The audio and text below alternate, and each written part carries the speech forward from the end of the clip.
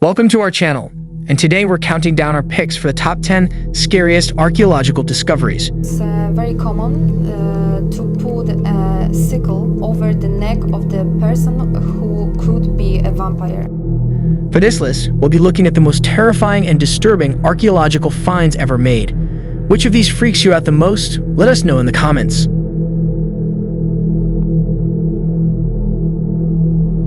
The inexplicable is often creepy, as is the case here. In 2001, excavation at a Bronze Age settlement in Scotland uncovered two skeletons, that of a man and a woman. The skeletons were approximately 3,000 years old and had been intentionally mummified, in this case preserved in peat bogs to slow down decomposition. Upon closer inspection, however, researchers found something unsettling. The skeletons were composed of parts from a number of bodies.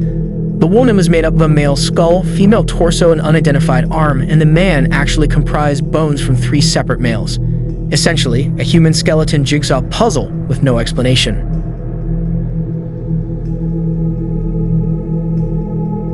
In 2009, during an excavation of the ancient Roman city of Dura-Europos in modern-day Syria, archaeologists found evidence of one of the oldest instances of chemical warfare. During the siege of Dura-Europos in 256 CE, the resident Romans tumbled into shaft mines dubbed by their Persian attackers.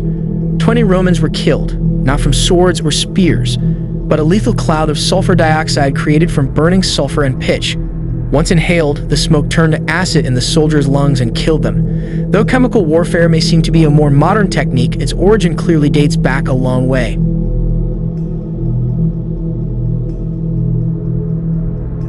In 2018, archaeologists in northern Italy discovered some interesting remains at a mass burial site dating back to somewhere between the 6th and 8th centuries CE. One of the deceased was a middle-aged man whose arm had been amputated below the elbow and replaced with a knife.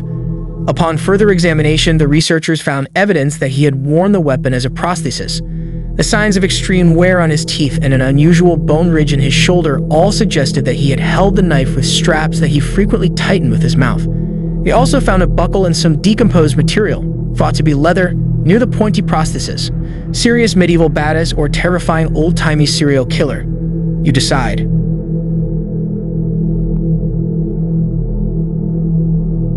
In 1987, researchers in the Atapuerca Mountains in Spain discovered a cave housing the skeletal remains of at least 28 people.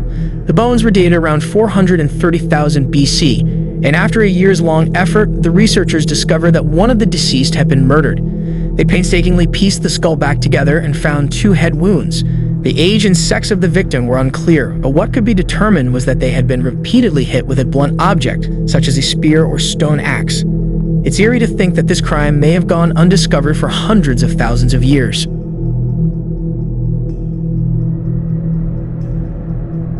The introduction of Scotland's witchcraft laws in the 16th century led to a series of sensationalized nationwide trials known as the Great Scottish Witch Hunt. In 1597, there were 31 cases in Aberdeen alone. So what's such a town to do with all these supposed witches? If you guessed lock them up into one place a witch might be afraid of entering, then you'd be right. According to research carried out by historians, it was discovered that Mary's Chapel, a local church on the outskirts of Aberdeen, served as a detainment facility for the suspects. The building still possesses a 2-inch iron ring embedded in the wall, which archives have shown was used in chaining up the accused.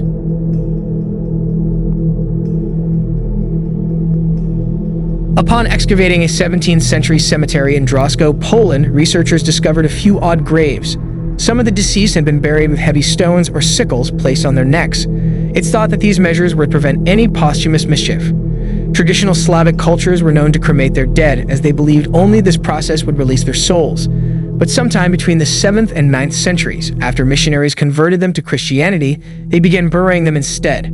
This new practice seemed to have provoked certain fears, prompting their attempt to prevent the dead from rising as vampires.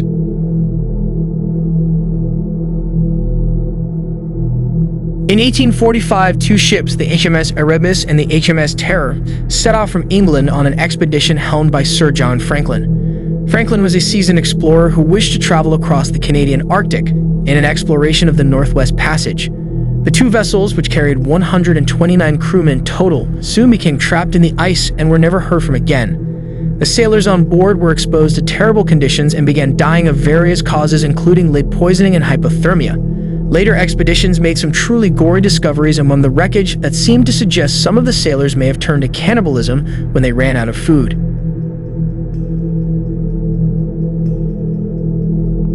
Shimao, a site along the Great Wall of China, is a large, fortified Bronze Age settlement covered with a stepped pyramid. Under the pyramid, archaeologists discovered at least 6 pits that were filled with numerous human skulls. The skulls belonged to 80 young girls and are widely believed to have been the result of human sacrifices. Turns out that in ancient China, sacrifices were a common practice for a number of reasons.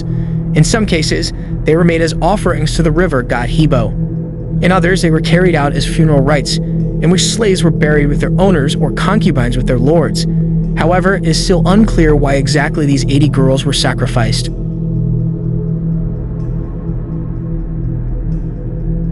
Ashkelon in southern Israel was the site of an unfortunate discovery in 1988. Beneath a bathhouse in a sewer dating back to the late Roman, early Byzantine era, archaeologists found the skeletal remains of almost 100 newborns. The skeletons showed no signs of injury or trauma, and examination of their teeth indicated they lived for less than 3 days. It was initially believed that the discarded infants would be female, consistent with sadly widespread practices at that time. However, researchers later determined that the remains found in the sewer had come from both sexes. One possible explanation is that the babies were discarded by sex workers who made their living in the bathhouse.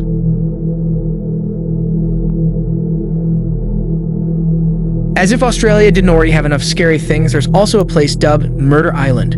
Officially named Beacon Island, the site got its alias because of the events of 1629. That year, a Dutch vessel called the Batavia embarked on its maiden voyage, carrying soldiers, sailors, and civilians to what is now Indonesia. A failed mutiny attempt on board caused a shipwreck and dozens drowned. A few hundred survivors were left stranded on nearby Beacon Island. Mutineers went on a rampage, murdering 125 of the survivors. Many were sexually assaulted. Almost 400 years after the unfortunate events, scientists were still unearthing the remains of the murder victims and others who managed to escape the massacre.